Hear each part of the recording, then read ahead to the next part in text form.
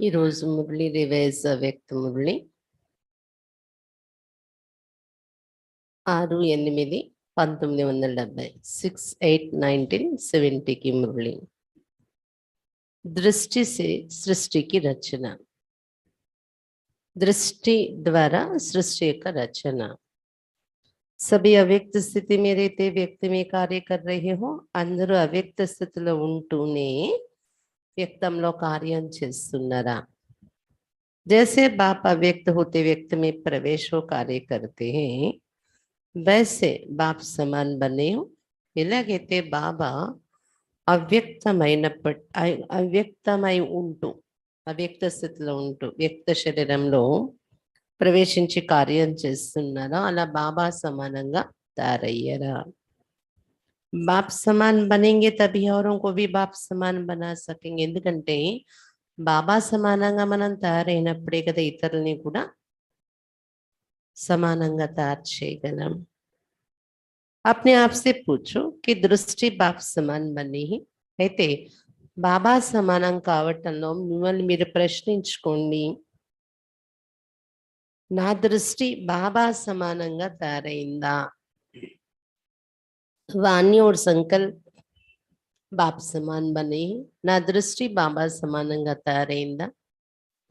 నా వాచ మరియు సంకల్పాలు బాబా సమానంగా తయారయ్యాయా? बाप को क्या स्मृति में रहता है जानती हो? బాబా యొక్క స్మృతిలో ఎప్పుడు ఏంటి ఉంటుంది తెలుసా? నా స్మృతి, నా ఆలోచనలు అలా ఉంటున్నాయా? बाप की स्मृति में सदैव क्या रहता है और आपकी स्मृति में सदैव क्या रहता है? क्या अंतर है? బాబా స్మృతిలో బాబా ఆలోచనలలో ఏముంటుంది సదా, మరియు మీ స్మృతిలో మీ ఆలోచనలో సదా ఏముంటుంది? తేడా ఏంటి ఉంది బాబాకి మీకు మధ్య? समान स्मृति रहती होती है, कोई स्मृति रहती है कि कोई भी नहीं रहती है? स्मृति रहती है या स्मृति से भी परे हो? బాబాతో సమానమైన స్మృతి మీలో కూడా ఉంటుందా? బాబా స్మృతులలో ఎటువంటి విషయాలు ఉంటూ ఉంటాయి, అలాగే మీ స్మృతులు కూడా ఉంటున్నాయా? లేదా కొన్ని రకాల స్మృతి ఉంటుంది, కొన్ని రకాలుగా ఆ మాదిరిగా ఉండట్లేదు అంటారా? స్మృతి ఉంటుందా లేదా స్మృతి కంటే కూడా అతీతమైన వారా? कोई बात में बाप के समान आपकी स्मृति रहती है, కొన్ని విషయాలలో బాబా సమానమైన స్మృతి మీకు ఉంటుందా? ఏదైనా విషయాలలో సమానత ఉంటుందా బాబా స్మృతి మీ స్మృతికి? అడుగుతున్నారు బాబా। नहीं, పిల్లలు చెప్పారు సమానత ఉండట్లేదు। अंत तक स्मृति में समानता आ जाएगी, సరే ఆఖరి సమయానికైనా అటువంటి సమానత వస్తుందా మీ స్మృతిలో? అడుగుతున్నారు బాబా। समानता आ जाएगी, वस्तुंदा समानता। जैसे बाप बेहद का बाप है, वैसे दादा भी बेहद का बाप है। अंत तक में समानता आ जाएगी అడుగుతున్నారు బాబా। పిల్లలు చెప్తున్నారు నంబర్ వారీగా సమానత వస్తుంది చివరి సమయానికల్లాని। फर्स्ट बच्चे और बाप में फर्क रहेगा, बाप दादा में फर्क रहेगा, बाप और दादा में समानता आ जाएगी। क्या कहेंगे? మొదటి పిల్లలు మరియు బాబా ఇద్దరి మధ్య తేడా ఉంటుందా? బాప్ దాదా, మొదటి సంతానం ఎవరు? దాదా బ్రహ్మ బాబా, శివ్ బాబాకు మధ్య తేడా ఉంటుందా లేదా సమానత వచ్చేస్తుందా? जैसे बाप बेहद का बाप है, वैसे दादा भी बेहद का बाप है।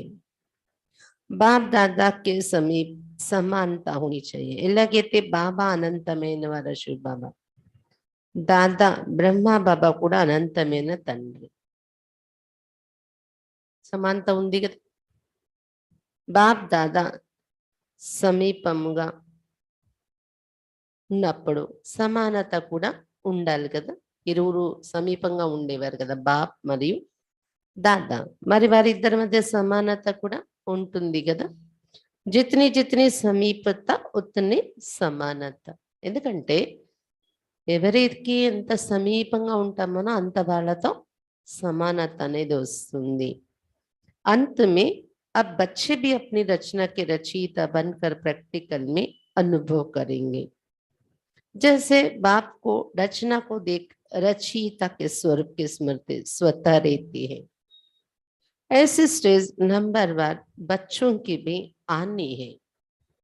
బాబా చెప్తున్నారు, ఎలాగైతే శివ్ బాబాకు తన రచనను చూస్తూ, శివ్ బాబా కానీ బ్రహ్మ బాబా కానీ నేను వీరందరికీ రచయిత కదా అని ప్రాక్టికల్ గా ఆ అనుభవం అవుతూ ఉంటుందో, ఆ స్మృతిలో ఉంటూ ఉంటారో స్వతహాగా, అలాగే రాను రాను పిల్లలు మీలో కూడా నంబర్ వారీగా ఆ స్థితి రాబోతుంది. మీ రచన పట్ల రచయిత అయి ఉండే స్వరూపాన్ని అనుభవం చేస్తారు అని చెప్తున్నారు బాబా. दृष्टि से सृष्टि रचने आती है. आपकी रचना कैसी है? कुक की व नैनों की दृष्टि से रचना रचेंगे. రచయిత కదా మనందరం. బాబా ఎలా రచయితయో బాబా పిల్లలు కూడా రచయిత. ఎలా రచయిత అవుతున్నారు మీరు? దృష్టితో సృష్టి రచించడం వస్తుందా అడుగుతున్నారు బాబా. ఎలాంటి రచన మీది తయారవుతుంది? కుక సంతానమా లేదా నయనాల ద్వారా సంతానం అవుతున్నారా? దృష్టి ద్వారా. దృష్టి ద్వారా రచన రచించగలరా మీరు అడుగుతున్నారు బాబా. ये जो कहावत है कि दृष्टि से सृष्टि बनेगी, ऐसी दृष्टि जिससे सृष्टि बदल जाए, ऐसी दृष्टि में दिव्यता अनुभव करते हो. ఒక నానుడి కూడా ఉంది, ఒక స్లోగన్, దృష్టి ద్వారా సృష్టి తయారవుతుంది అని. అలాంటి దృష్టి మీది తయారైందా దాంతో సృష్టి మారిపోయేలాగా? అలాంటి దృష్టి ఉంటుందా మీది సృష్టి మారేలాగా మీ దృష్టితో? అలాంటి దివ్యత మీ దృష్టిలో మీకు అనుభవం అవుతుందా అడుగుతున్నారు బాబా. दृष्टि धोखा भी देती और दृष्टि पतितों को पावन भी करती. దృష్టి అనేది మోసం కూడా చేస్తుంది, మరి ఇదే దృష్టి పతితుల్ని పావనంగా కూడా తయారు చేస్తుంది. दृष्टि बदलने से सृष्टि बदल ही जाती है. तो दृष्टि कहाँ तक बदली है? दृष्टि మారినట్లయితే మన యొక్క సృష్టి కూడా మారిపోతుంది. కాబట్టి దృష్టి ఎంతవరకు మారింది మీది అడుగుతున్నారు బాబా. దృష్టి క్యా బదల్నీ హోతీ హై యే మాలూమ్ హై. దృష్టి ఏంటి మార్చుకోవాలి దృష్టిలో తెలుసా? ఆత్మిక దృష్టి బనాని. ఏంటి మార్పు రావాలి? ఆత్మిక దృష్టి తయారు చేసుకోవాలి అని చెప్తున్నారు బాబా. ఆత్మిక దృష్టి, दिव्य दृष्टि और अलौकिक दृष्टि बने हैं. మీ యొక్క దృష్టి ఆత్మిక దృష్టి, దివ్య దృష్టి, అలౌకిక దృష్టి తయారైందా? దృష్టిలో ఈ విశేషతలు నిండాయా మీ దృష్టిలో? బాబా అడుగుతున్నారు, कौन सी विशेषताएं भरी है दृष्टि में? आत्मिक दृष्टि, दिव्य दृष्टि, अलौकिक दृष्टि बनी है.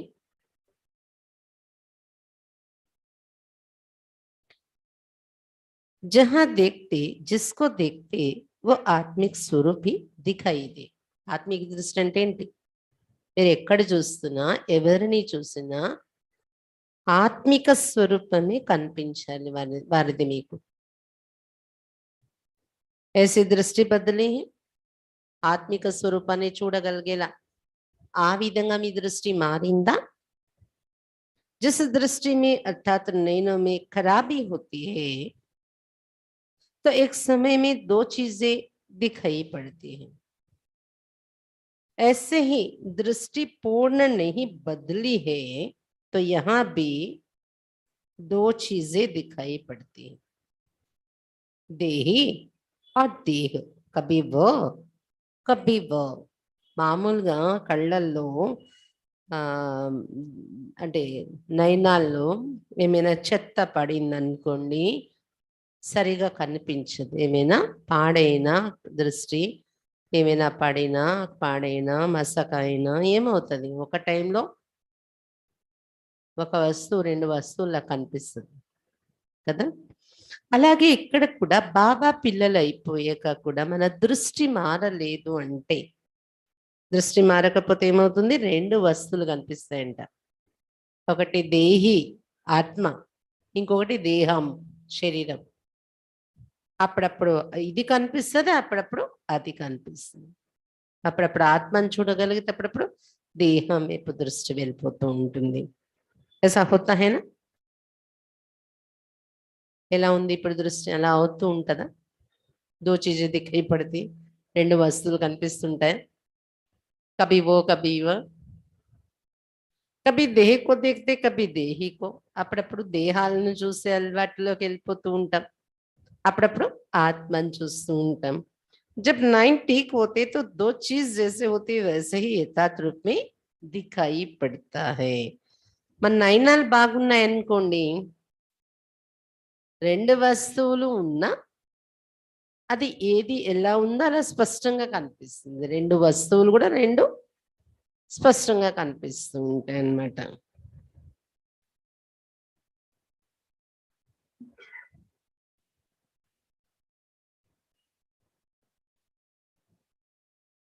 ఎప్పుడైతే నయనాలు బాగుంటాయో, మీ దృష్టి బాగుంటుందో, రెండు వస్తువులే అవి. ఉన్నదే దేహం దేహి రెండు కదా. కానీ ఏది ఎంతవరకు యథార్థ రూపంలో చూడాలా అలా యథార్థ రూపంలో చూడగలం, కనిపిస్తుంది. ऐसे ही ये दृष्टि भी जब बदल जाते, जैसे दृष्टि अच्छी है तो यथार्थ रूप में दिखाई पड़ता है कोई भी चीज. ऐसे ही ये दृष्टि भी जब बदल जाती तो जो యథార్థ రూపే वो दिखाई पड़ता है. ఇక్కడ కూడా మన దృష్టి మారితే, మామూలుగా కూడా కళ్ళు బాగుంటే మనకి ఏది ఎలా ఉందో అలా స్పష్టంగా కనిపిస్తుంది కదా. ఇక్కడ కూడా దృష్టిలో మార్పు వచ్చినట్లయితే మన ఎదురుగా ఏది ఎవరిని చూస్తున్నామో యథార్థ రూపం కనిపిస్తుంది. యథార్థ రూపే దేహి నకి దేహి. యథార్థ రూపం అంటే ఆత్మరూపం, దేహి రూపం. దేహం కాదు, దేహాన్ని చూస్తే అది యథార్థమైన దృష్టి అన్నారు. जो यथार्थ रूप है वो दिखाई दे, इससे समझो कि दृष्टि ठीक है. మీలో ఉన్న యథార్థ రూపం మీకు కనిపించాలి, అప్పుడు దృష్టి బాగుంది నాది అనుకోవచ్చు. दृष्टि के ऊपर बहुत ध्यान रखना है. दृष्टि बदल गई तो कब धोखा नहीं देगी. दृष्टि పైన చాలా గమనిక పెట్టాలి. దృష్టి మారిపోయింది మంది అంటే అది ఎప్పుడు మోసం చేయదు మనల్ని. మోసం చేస్తుంది దృష్టి అంటే మన దృష్టిలో మార్పు రాలేదు. साक्षात्कार दृष्टि से ही करेंगे और एक एक की दृष्टि में अपने यथार्थ रूप और यथार्थ घर तथा यथार्थ राजधानी देखेंगे. इतनी आपके दृष्टि में पावर है, इतनी पावर है अगर यथार्थ दृष्टि है तो आपकी. బాబా చెప్తున్నారు, సాక్షాత్కారాలు కూడా మీ దృష్టి ద్వారానే చూస్తారు. మీ ఎదురుగా వచ్చే వారికి మీ ఒక్కొక్కరి దృష్టిలో, ఒక్కొక్క బాబా పిల్లల యొక్క దృష్టిలో యథార్థమైన రూపం ఆత్మరూపం, మరియు యథార్థమైన ఇల్లు, మరియు యథార్థమైన రాజధాని అంటే స్వర్గము మీ కళ్ళల్లో వారికి కనిపించాలి. అంత పవర్ ఈ దృష్టిలో ఉంది. యథార్థ దృష్టి మంది తయారైతే అందులో అంత పవర్ ఉంటుంది అని చెప్తున్నారు బాబా. तो सदैव अपने को चेक करो कि अभी कोई भी सामने आए तो मेरी दृष्टि द्वारा क्या साक्षात्कार करेंगे. కాబట్టి సదా మిమ్మల్ని మీరు చెక్ చేసుకుంటూ ఉండండి. ఎవరైనా ఇప్పుడు నా ఎదురుగా వచ్చారంటే నా దృష్టి ద్వారా ఏం సాక్షాత్కారం జరుగుతుంది. लोकाలు కనిపిస్తాయా, तीनों लोग दिखाई पड़ेंगे मेरी दृष्टि में. परम धाम दिखाई पड़ेगा, स्वर्ग दिखाई पड़ेगा. क्या देखेंगे लोग मेरी आंखों में, मेरी దృష్టి में क्या సాక్షాత్కార కरेंगे, నా దృష్టి ఎలా అయింది, ఏం కనిపిస్తుంది నా దృష్టి ద్వారా మనుషులకి అనేది చెక్ చేసుకోండి. जो आपकी वृत्ति में होगा वैसे अन्य आपकी दृष्टि से देखेंगे. మీ వృత్తిలో మీ ఆలోచనలలో ఏది నిరంతరం నడుస్తూ ఉంటుందో మీ దృష్టిలో ఇతరులు అదే చూస్తారు. अगर वृत्ति देह अभिमान की है, चंचल है, तो आपकी दृष्टि से साक्षात्कार भी ऐसे ही होगा. ఒకవేళ మీ వృత్తి దేహాభిమానం యొక్క వృత్తి ఉంది అనుకోండి, మీ వృత్తి అంటే మీ ఆలోచనలో చంచలత ఉంది అనుకోండి, మీ దృష్టి ద్వారా కూడా అదే సాక్షాత్కారం అవుతుంది. और उनकी भी दृष्टि వృత్తి చంచల్ होगी. అప్పుడు ఏమవుతుంది, మీ దృష్టిలో వాళ్ళ దృష్టి కలుపుగానే వాళ్ళ దృష్టి కూడా ఇంకా వాళ్ళ దృష్టి వృత్తి చంచలమైపోతూ ఉంటది. एक साइंस है ना ये, प्रभाव पड़ती है ना. यथार्थ साक्षात्कार कर नहीं सकेंगे आपके द्वारा. మీ దృష్టిలో దేహాభిమానం చంచలత ఉంటే వాళ్ళ మీద కూడా అది పడుతుంది కదా. అప్పుడు ఏమవుతుంది, యథార్థ సాక్షాత్కారం చేయలేరు మీ ద్వారా వారు అని చెప్తున్నారు బాబా. ఈ సమస్య ఇన్హోంకి ట్రైనింగ్ హేనా, ఇది మీకు అర్థమవుతుందా, మీ దృష్టి వృత్తి యొక్క ప్రభావం ఏంటి అని అర్థమవుతుందా? ఇది కుమారులకు ట్రైనింగ్ అన్నమాట. ट्रेनिंग कदा, అందుకే బాబా చెప్తున్నారు దృష్టి కోసం. ऐसे ग्रुप के लिए मुख्य विषय है आपकी वृत्ति के सुधार से आपकी अपनी दृष्टि को दिव्य बनाना. కాబట్టి ఈ గ్రూప్ కోసం ముఖ్యమైన విషయమే బాబా ఏమి ఇస్తున్నారంటే, ముఖ్యమైన హోంవర్క్ మీ వృత్తిని మార్చుకోవటం ద్వారా మీ దృష్టిని దివ్యంగా తయారు చేసుకోండి అని చెప్తున్నారు బాబా. కన్యల యొక్క గ్రూప్ ఉన్నారు బాబా ఎదురుగా, వారికి విశేషమైన ముఖ్య టాపిక్ ఏమి ఇస్తున్నారు బాబా, మీ వృత్తిని మార్చుకోవటం ద్వారా మీ దృష్టిని దివ్యముగా తయారు చేసుకోండి. కాతక్ బని నహీ బని తో క్యూ నహీ బని, అలా మీ దృష్టి ఎంతవరకు తయారైంది, తయారవ్వలేదంటే ఎందుకు తయారవ్వలేదు అడుగుతున్నారు బాబా. ఇస్ పర్ ఇన్హోంకో స్పష్ట సమझाना, ఈ విషయం మీద పెద్దవాళ్ళు వీళ్ళకి స్పష్టంగా చెప్పండి వివరించి దృష్టి మార్చుకోవటం పైన అని చెప్తున్నారు బాబా. సృష్టి నా బదల్నే కా కారణ్ హై, दृष्टि का ना बदलना. दृष्टि ना बदलने का कारण है वृत्ति का ना बदलना. సృష్టి మారకపోవటానికి కారణం దృష్టిలో మార్పు రావకపోవడం, దృష్టి మారకపోవటానికి కారణం మన వృత్తి మారకపోవడం. దృష్టి బదల్ జాయ్ తో సృష్టి भी బదల్ జాయ్. మీ దృష్టి మారిపోతే సృష్టి కూడా మారిపోతుంది. आजकल सभी बच्चों के प्रति विशेष इशारा बाप दादा का यही है कि अपनी दृष्टि को बदलो, साक्षात्कार मुक्त बनो. కాబట్టి ఈ రోజుల్లో బాప్ దాదా పిల్లలందరికీ విశేషంగా ఇస్తున్న సౌజ్ఞ ఏంటంటే, మీ దృష్టిని మార్చుకోండి, సాక్షాత్కార మూర్తులుగా తయారవ్వండి. देखने वाले से अनुभव करे कि ये नयन नहीं लेकिन ये जादू की डिब्बियां हैं. మీ ముఖంలో మీ దృష్టిలో ఎవరు చూసిన వారికి అనుభవం కావాలి, వీళ్ళ నయనాలు నయనాలు కాదు కానీ ఒక గారడీ చేసే డబ్బా. రెండు నయనాలు, రెండు డిబ్బీలు గారడీ చేసే డిబ్బీగా ఉన్నాయని ఫీల్ అవ్వాలి ఎదురుగా ఉన్నవాళ్ళు. जैसे जादू के डिब्बे में भिन्न भिन्न नजारे देखते हैं, वैसे आपके नैनों में दिव्य रंगत देखें. कभी सत्य, कभी परम नाम, कभी शिव बाबा. नाइन साक्षात्कार के साधन बन जाए. మ్యాజిక్ ఉండే డబ్బాల్లో ఓసారి ఒకటి తీస్తారు, ఓసారి ఒకటి తీస్తారు, రకరకాల రంగులు చూపిస్తారు, రకరకాల వస్తువులు. అలా మీ నయనాలు అని డబ్బి జాదు గారడి యొక్క డబ్బాలైతే వీటిల్లో రకరకాలు కనిపించాలి. అప్పుడప్పుడు పరంధాము, అప్పుడప్పుడు సతీగం స్వర్గము, అప్పుడప్పుడు బాబా రూపంలో. మీ నయనాలు సాక్షాత్కారం చేయించడానికి సాధనంగా తయారవ్వాలి అని చెప్తున్నారు బాబా. ये గ్రూప్ मालूम है कौन सा ग्रुप, इनमें విశేషత क्या है, ఈ గ్రూప్ ఎటువంటి గ్రూప్ తెలుసా, వీరి విశేషత ఏంటి తెలుసా అడుగుతున్నారు బాబా. सारे विश्व के अंदर విశేషాత్మ ही हो, ऐसे तो नहीं समझते कि हम साधारण है. మొత్తం ప్రపంచంలోకి మీరు విశేషాత్మలు, ఎప్పుడు కూడా మేము సాధారణమైన వాళ్ళం అని అనుకోవట్లేదు కదా. ऐसे कभी नहीं समझना. सारे विश्व के अंदर విశేషాత్మ ये कौन है, ఎప్పుడు ఇలా అనుకోకండి. మొత్తం విశ్వంలో విశేషాత్మలు ఎవరు. अगर आप విశేషాత్మ ना होती तो बाप ने अपना क्यों बनाया. మీరు విశేషాత్మలు కాకపోతే బాబా ఎందుకు తన్వారిగా తయారు చేసుకున్నారు. अपने को विशेषात्मा समझने से विशेषता आएगी. अगर साधारण समझेंगे तो कर्तव्य भी साधारण करेंगे. బాప్ దాదా ఎన్నుకున్నారు అంటేనే ఎవరు మనందరం విశేషాత్మలు. విశేషాత్మ నేను అనుకున్నట్లయితే విశేషతలు మీలో నిండుతాయి. ఒకవేళ నేను అందరిలాంటి సాధారణమైన మానవుణ్ణి అనే ధ్యాసలో ఉంటే మనం చేసే కర్తవ్యాలు పనులు కూడా సాధారణంగానే జరుగుతాయి మన ద్వారా పనులు. एक आत्मा अपने को विशेष समझ औरों में भी విశేషత లాని. ఒక్కొక్క ఆత్మ మిమ్మల్ని మీరు విశేషంగా అనుకుంటూ ఇతరుల్లో కూడా విశేషత తీసుకొని రావాలి. తుమ్ విశేషాత్మ ఏ నశ ఈశ్వరీ నశ. మీరందరూ విశేషాత్మలు కదా.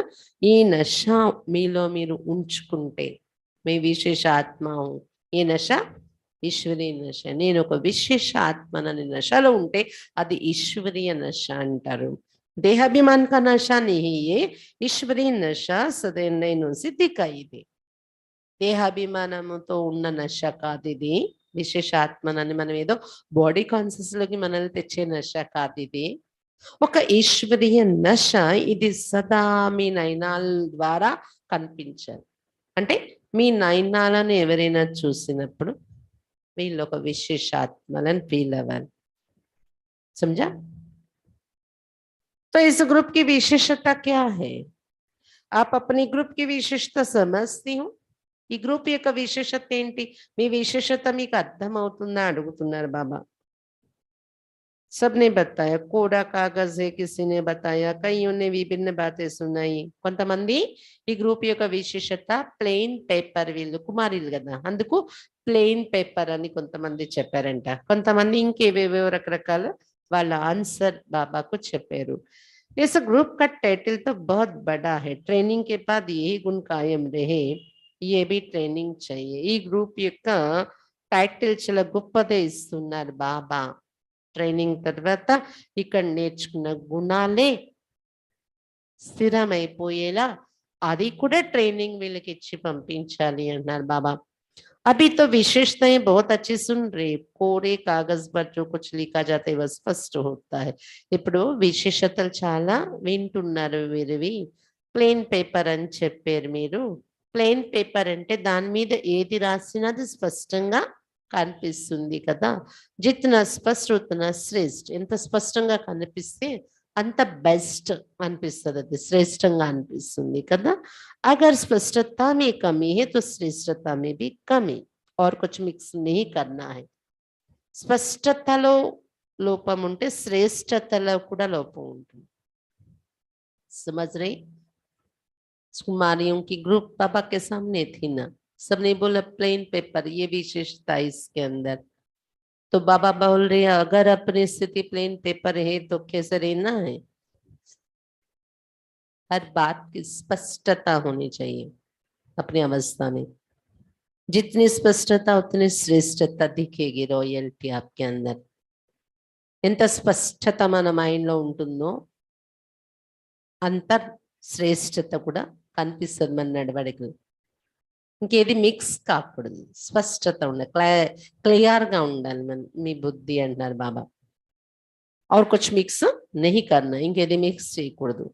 कोई कोई మిక్స్ బోత్ కరదు, కానీ కొంతమంది చాలా మిక్స్ చేసేస్తూ ఉంటారు. ఇక్కడ వినేది వినేస్తారు, ఇక్కడ మాటలు రిపీట్ చేసేస్తారు, మళ్ళీ ఇంకా చాలా చాలా మిక్స్ అయిపోతూ ఉంటాయి.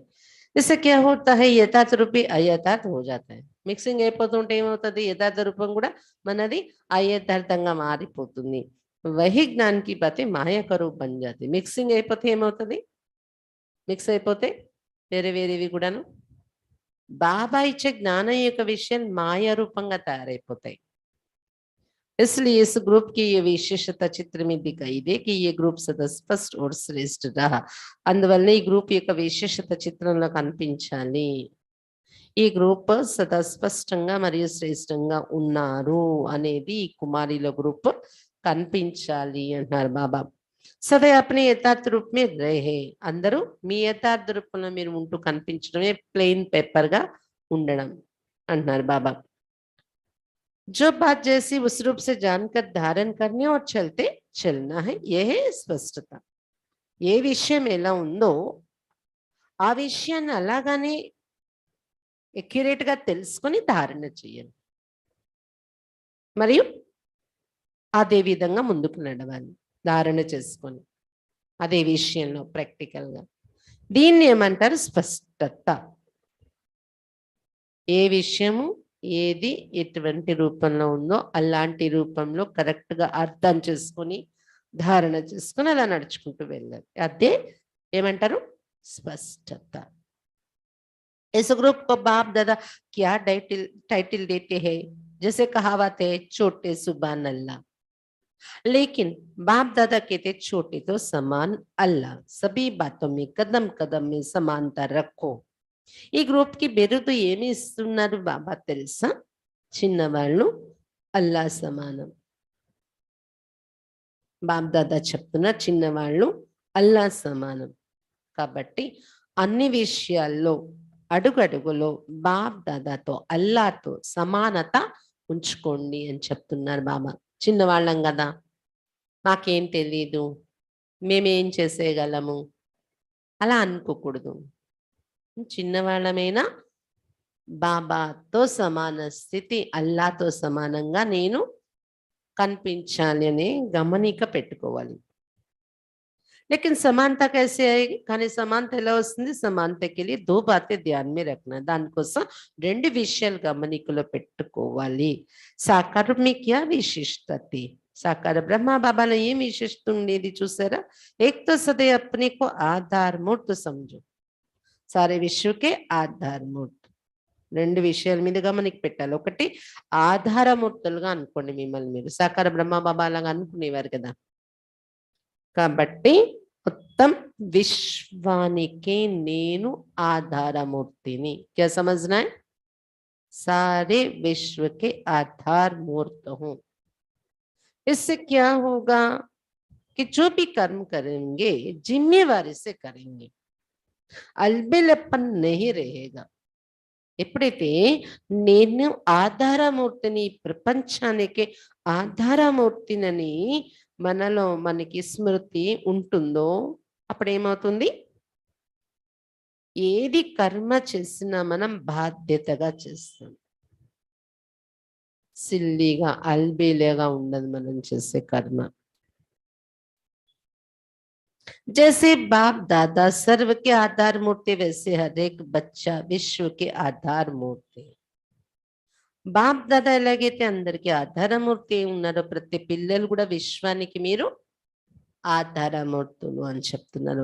జో కర్మ ఆప్ కరెంగే ఓ సభీ కరెంగే. అందుకే మీరు ఏది కర్మ చేస్తారో ప్రపంచం అంతా అది చేస్తారు. ఎందుకు? ఆధారమూర్తులు మీరు. संगम पर जो रस्म चलती भक्ति मार्ग में बदल कर चलती, सारे विश्व के आप आधारमूर्त हो. సంగం ఈగలు ఏది ఆచారం నడుస్తుంది అది భక్తి మార్గంలోకి మారుతుంది ఆచారంగా. కాబట్టి విశ్వానికి ఆధారమూర్తులు మీరు. हर एक को अपने को आधारमूर्त समझना है. और दूसरा రెండు విషయాలు గమనికలో ఉంచాలన్నారు కదా బాబా. ఒకటి ప్రతి ఒక్కరు మిమ్మల్ని మీరు ఆధారమూర్తిగా అనుకోండి. ఇంకా రెండోది दूसरा उद्धार मूर्त बनना है. उद्धारमूर्तुలుగా తయారవ్వాలి. जितना अपना उद्धार करेंगे उतना औरों का भी उद्धार कर सकेंगे. ఉద్ధారమూర్తులు అవ్వాలంటే ఏం చేయాలి? ఎంత మీ స్థితిని మీరు ఉద్ధరించుకుంటారో, మిమ్మల్ని మీరు బాగుపరుచుకుంటారో అంత ఇతరులని కూడా ఉద్ధరించగలరు అని చెప్తున్నారు బాబా.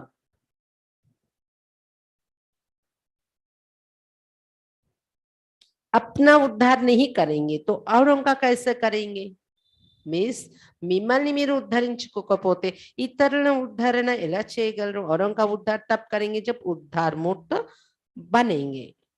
ఎప్పుడైతే మీరు ఉద్ధారమూర్తులు అవుతారో అప్పుడు ఇతరుల ఉద్ధరణ చేయగలరు. छोटे होते भी कर्तव्य बाप के समान करना है, ये याद रखने से समानता आएगी. చిన్నవారే అయినప్పటికీ కర్తవ్యాలలో బాబా సమానంగా కర్తవ్యం చెయ్యండి. ఇది గుర్తుంచుకుంటే బాబాతో సమానత వస్తుంది మీకు అని చెప్తున్నారు బాబా. फिर जो इस ग्रुप का टाइटल दिया छोटे बाप समान, वो प्रत्यक्ष दिखाई पड़ेगा. ఇది గుర్తుంచుకుంటే అలాంటి కర్తవ్యాలు మీ ద్వారా జరుగుతూ ఉంటే చిన్న వయసులో ఉన్న వీరు బాబా సమానము అనే స్థితి ప్రత్యక్షంగా కనిపిస్తుంది మీలో అని చెప్తున్నారు బాబా. తప్ప మే ఆధార్ మూర్తి हूँ, उद्धार मूर्त हूँ विश्व का. ये याद रखे हर कर्तव्य में, हर कर्म में ऐसी जिम्मेवारी से चले तो क्या होगा? छोटा बाप समान वो स्थिति प्रत्यक्ष आपके अंदर दिखाई पड़ेगा. నేను ఆధారమూర్తిని, ఉద్ధారమూర్తిని కదా, ప్రతి కర్తవ్యంలోని నేను అని ఆ బాధ్యతగా మనం నడుచుకుంటే ఆ స్మృతిలో ఉండి చిన్నవాళ్ళైనా బాబా సమానం వీళ్ళు అనే స్థితి ప్రత్యక్షంగా మీలో కనిపిస్తుంది అని చెప్తున్నారు బాబా. ఏ బోల్నా నహీ, అచ్చా అబ్ క్యా కర్నా హై, ఇది మర్చిపోకండి ఎప్పుడు కూడాను.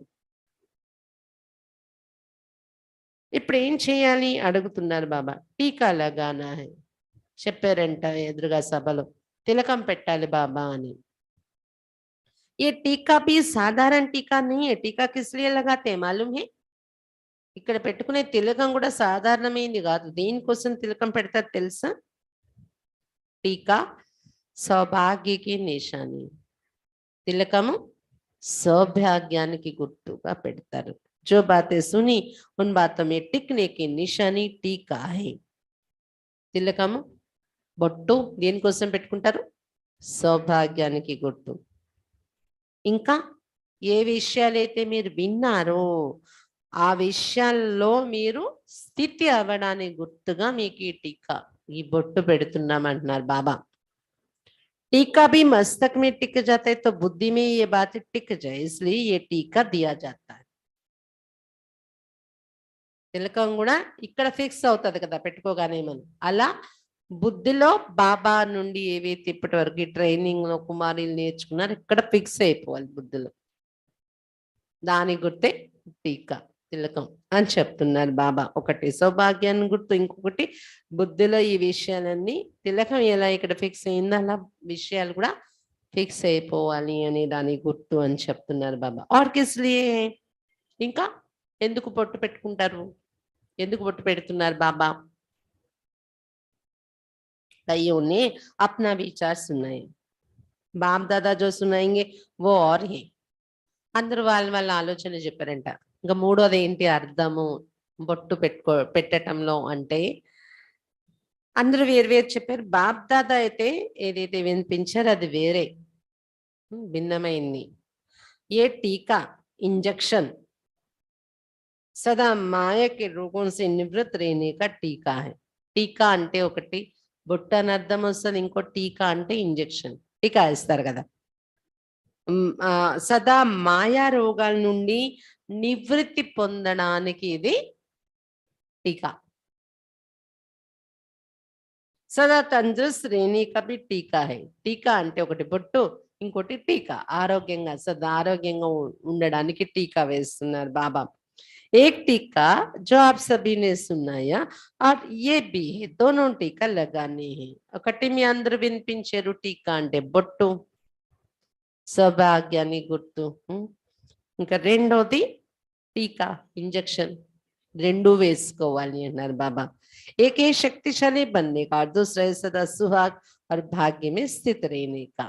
ఒకటి శక్తిశాలిగా తయారయ్యే టీకా ఇంజెక్షన్.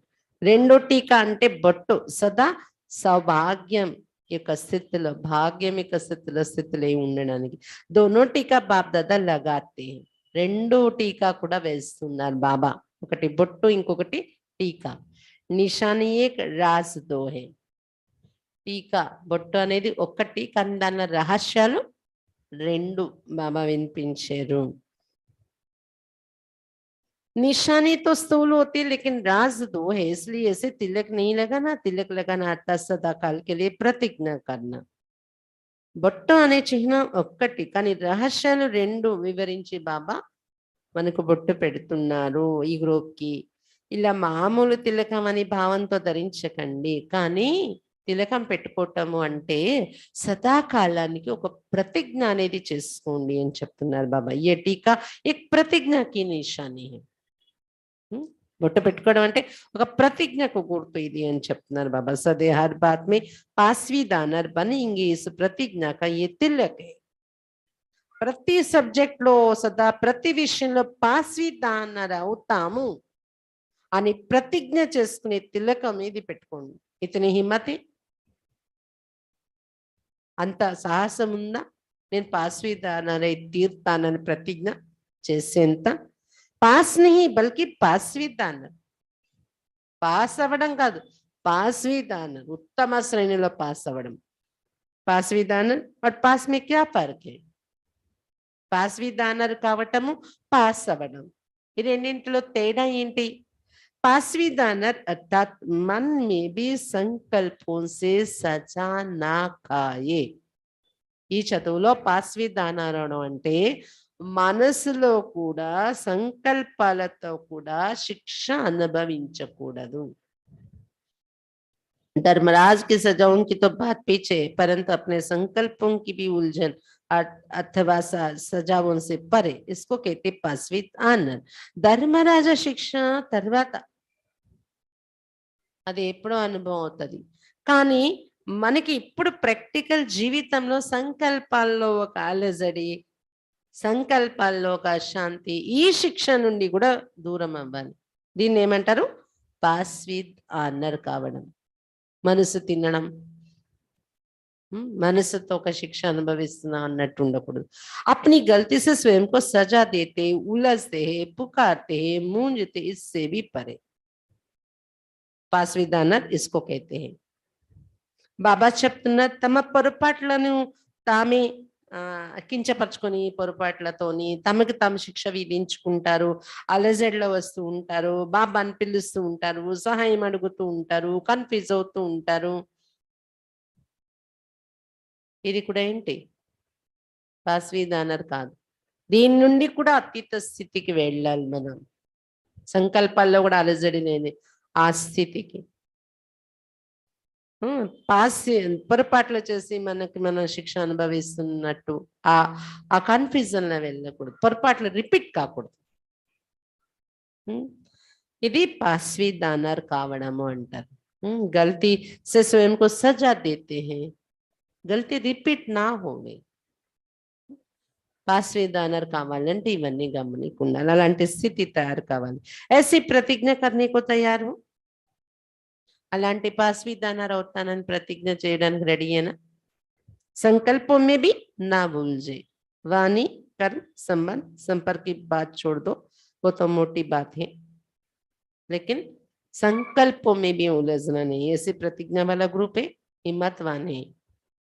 సంకల్పాల్లో కూడా అలజడిలో రాకూడదు. వాచ కర్మ సంబంధ సంపర్కం విషయం వదిలేయండి, అది బాహ్యంగా మోటా విషయం. కానీ సంకల్పాల్లో కూడా బాహ్యంగా ఎలాగో గమనిక పెట్టుకోవడం ఈజీ, అది కానీ లోపల స్థితిలో కూడా అలజడిలో రాకుండా ఉండే స్థితి. అలాంటి ప్రతిజ్ఞ చేసుకునే గ్రూప్గా ఉన్నారా? సాహసవంతులేనా మీరు అడుగుతున్నారు బాబా. हिम्मत कायम रहेगी तो सर्व मददगार पत्ते रहेंगे. మీలో సాహసం స్థిరంగా ఉంటే అందరూ సహయోగి ఆకులుగా ఉంటారు మీ చుట్టూ. सहयोगी बनेंगे तो स्नेह मिलता रहेगा. जैसे वृक्ष में जो कोमल और छोटे पत्ते निकलते वो बहुत प्रिय लगते हैं, लेकिन चिड़िया भी कोमल पत्तों को ही खाती है. सिर्फ प्यारे रहना किसके? బాబా చెప్తున్నారు, సాహసం స్థిరంగా ఉంటే మీరందరూ సహయోగి ఆకులు అవుతారు బాబాకి అంటున్నారు బాబా. సహయోగి కావడం అయినట్లయితే స్నేహం కూడా బాబా నుండి మీకు దొరుకుతూ ఉంటుంది అని చెప్తున్నారు బాబా. ఎలాగైతే వృక్షంలో ఆకులన్నీ ఉంటాయి కదా, అలా ఇప్పుడు ట్రైనింగ్ అవుతున్న కుమారీలుగా బాబా చెప్తున్నారు, మీరందరూ ఆకులుగా యాడ్ అవుతున్నారు, సహయోగిలుగా. భుజాలు అంటారు సహయోగిల్ని, ఆకులని వర్ణిస్తున్నారు బాబా. వృక్షంలో చిన్న ఆకులు కోమలంగా ఉంటాయి కదా, చిన్న చిన్న ఆకులు కోమలంగా ఉంటాయి. అవి అందరికీ ప్రియం అనిపిస్తాయి. కానీ పక్షులు కూడా ఆ ఆకుల్ని తినేస్తూ ఉంటాయి.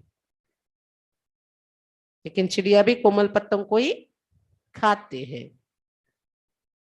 सिर्फ प्यारे रहना किसके? बाप दादा के, ना कि माया रूपी चिड़ियों के. కోమలమైన ఆకులు ప్రియం అనిపిస్తాయి, పక్షులు తినేస్తూ ఉంటాయి.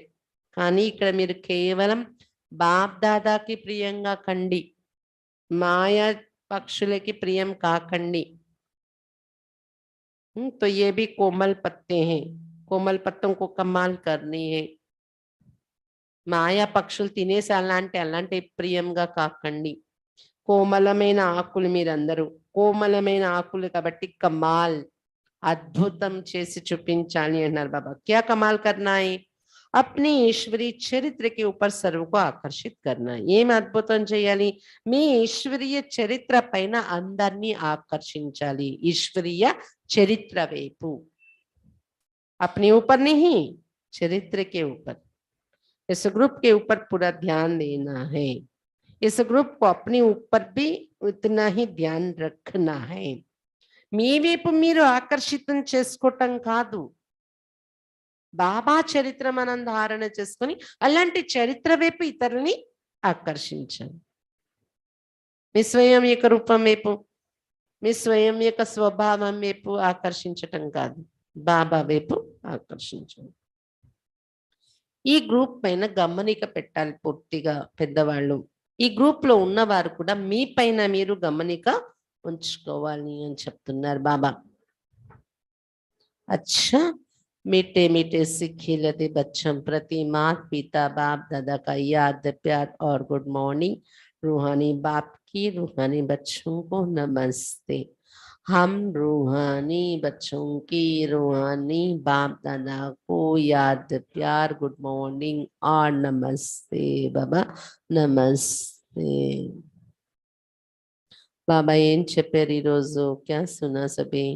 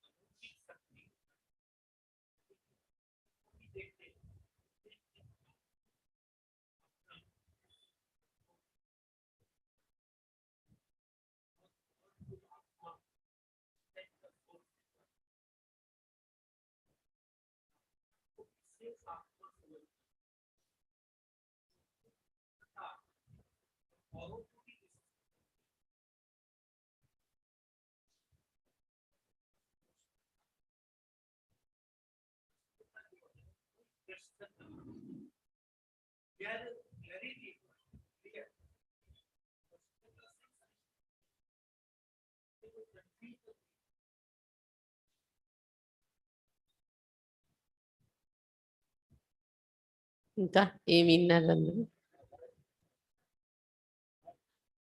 ఆధారమూర్తులు అని గుర్తుంచుకో.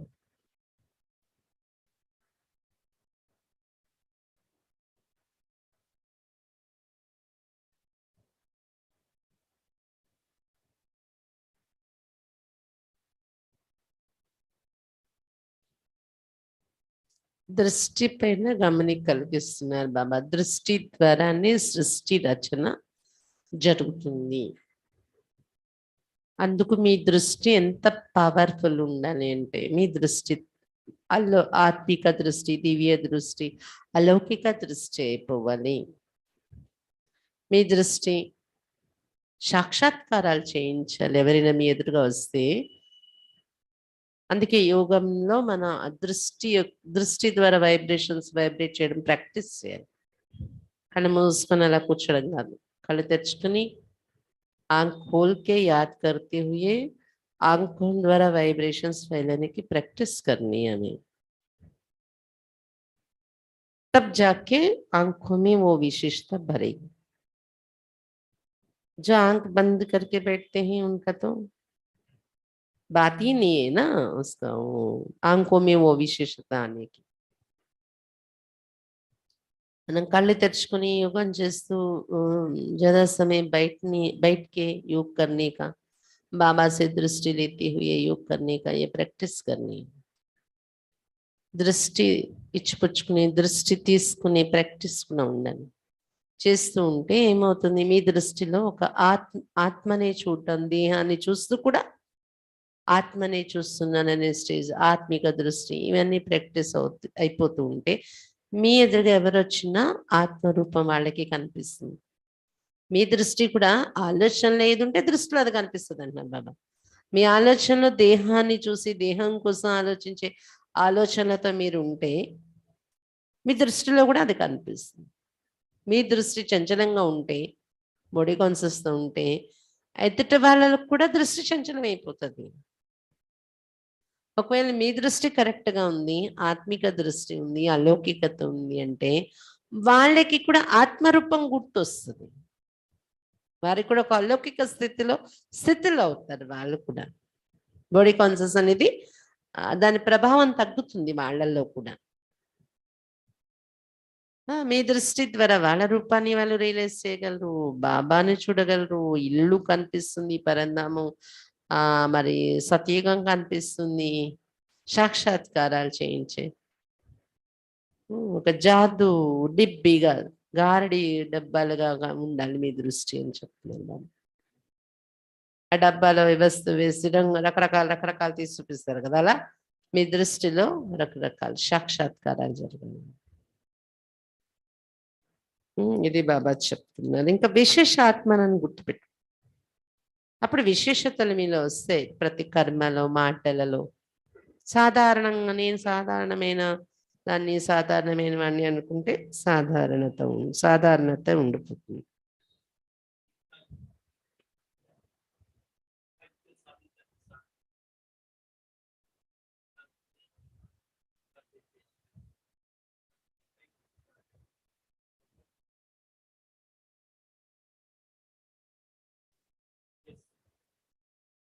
ఇంకేం చెప్తున్నారు బాబా, చిన్నవాళ్ళైనా అల్లా సమానంగా అయ్యే విశేషత మీలో కనిపించాలి అంటే, అల్లాతో సమానం కావాలి అంటే రెండు విషయాలు గమనించి పెట్టుకోండి, ఆధారమూర్తిని, ఉద్ధరమూర్తిని। ఆధారమూర్తిని అని గుర్తుపెట్టుకుంటే ఏ కర్మ చేసినా బాధ్యతగా మనం చేస్తాం, ఎందుకంటే నన్ను చూసి ప్రపంచమంతా చేస్తారు అనే గమనిక ఉంటుంది। ఉద్ధరమూర్తులంటే స్వయాన్ని ముందు ఉద్ధరించుకుంటేనే ఇతరుల ఉద్ధరణ జరుగుతుంది అని గుర్తుపెట్టుకోండి అంటున్నారు బాబా। టీకా అంటే ఒకటి తిలకము, బాబాని పొందేమనే సౌభాగ్యాన్ని గుర్తు, రెండోది ఇంజెక్షన్, సదా శక్తిశాలిగా ఉంచేది। ఇంకా ఈ తిలకము ప్రతిజ్ఞ చేసే తిలకంగా కూడా, పాస్వీదానరై తీరుతానని ప్రతిజ్ఞ చేసే తిలకంగా ధరించండి। యుద్ధానికి వెళ్తారు, విజయ తిలక్ కోహి ప్రతిజ్ఞ తిలక్ కहेंगे, విజయ తిలకం అంటారు, ప్రతిజ్ఞ తిలకం అని కూడా। ఈ విజయం పొందే వస్తారు అనే ఒక తిలకం పెట్టుకుంటారు కదా, అలా మనం పాస్వీదానర్ అయి తీరుతాను। పాస్వీదానర్ అంటే మీనింగ్ బాబా చెప్పారు, సంకల్పాల్లో కూడా శిక్ష అనుభవించని స్టేజ్। కన్ఫ్యూజ్ అవ్వడము, అలజడులు అవ్వడము, మన పొరపాట్లతో మనమే బాధపడిపోతూ ఉండడము, మనసు తింటుంది అంటారు కదా, అలా ఇదంతా కూడా ఒక శిక్షే। అలా ఉంటే పాస్వీదానర్ అన్నారు। అందుకే అవన్నీ సెట్ చేసుకుని మనల్ని మనం సెట్ చేసేసుకుంటూ బయటకు వచ్చేస్తూ ఉండాలి ఆ స్థితి నుండి, అప్పుడే పాస్వీదానర్ కాగలరు అని చెప్తున్నారు బాబా। ఓం శాంతి। ఈ వారంలో కార్యక్రమాలు ఏంటంటే, ఈ ఆదివారం 18వ తారీఖున మన సెంటర్ నుండి సైకిల్ యాత్ర ఒకటి చేస్తున్నాం అన్నమాట। ఒక 25 మంది అన్నయ్యలు ఇప్పుడు వరకు లిస్ట్లో వచ్చారు యాత్రలో పాల్గొనే వాళ్ళు। ఇక్కడ న్యూ కాలనీ సెంటర్ నుండి బయలుదేరి సిటీలో అలా వెళ్తూ బీచ్ రోడ్లో ఊడా పార్క్ దాటాక కురుపాం రాణి మెమోరియల్ ఉంది.